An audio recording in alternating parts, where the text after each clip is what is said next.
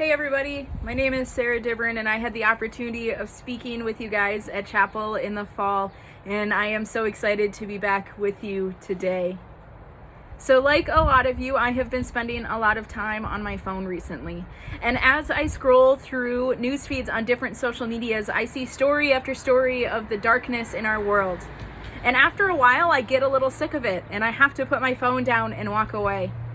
And I think that's because I know that there's light out there. I know that there is joy and that there is goodness. But for some reason right now, all we're seeing is darkness. I have spent the past couple of weeks working through some books in the New Testament with a couple of my kids from Woodbury Lutheran. And last week we were reading the book of 2 Corinthians. And right after Mr. Donovan texted me asking if I would do this light break, I was catching up on my reading for the week and I read 2 Corinthians 4. And some of the verses jumped out at me because I think it pretty accurately describes what is going on in our world right now. So I'm going to read to you 2 Corinthians chapter 4, verses 3 through 9. If the good news we preach is hidden behind a veil, it is hidden only from people who are perishing. Satan, who is the god of this world, has blinded the minds of those who don't believe. They are unable to see the glorious light of the good news. They don't understand this message about the glory of Christ, who is the exact likeness of God. You see, we don't go around preaching about ourselves. We preach that Jesus Christ is Lord, and we ourselves are your servants for Jesus' sake. For God, who said, "Let there be light in the darkness," has made this light shine in our hearts so we could know the glory of God that is seen in the face of Jesus Christ.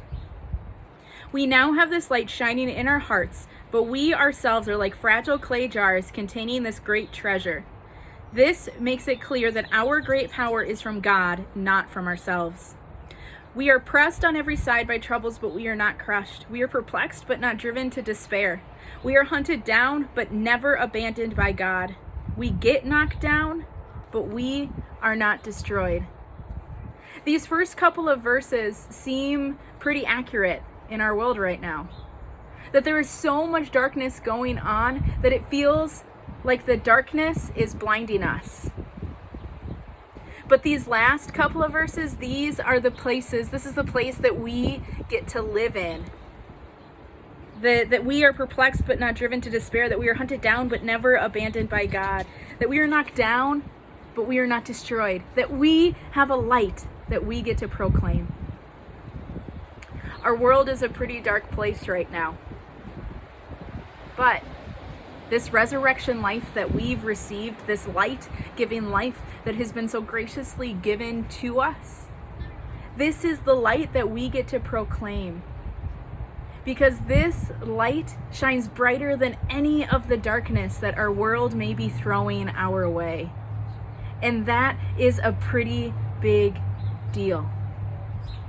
That we get to show up for our people, that we get to proclaim who God is and the fact that He is the ultimate healer and protector. And the biggest thing, that our God promises to never abandon us. And that, my friends, is huge. So I want to challenge you to do something this week, and I guess the rest of your life, because that's how following Jesus works. But be a light. Be a light in your homes, in your neighborhood, with your family, with your friends, with whomever you come into contact with.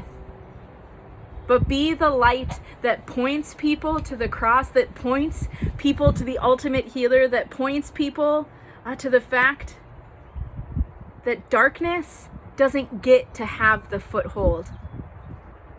And that the light, this light is always going to win. Thank you for letting me hang out with you guys for a little bit today. I pray that you have a great rest of your day and a great rest of your week. And now, let's go out and be the light, my friends. See you later.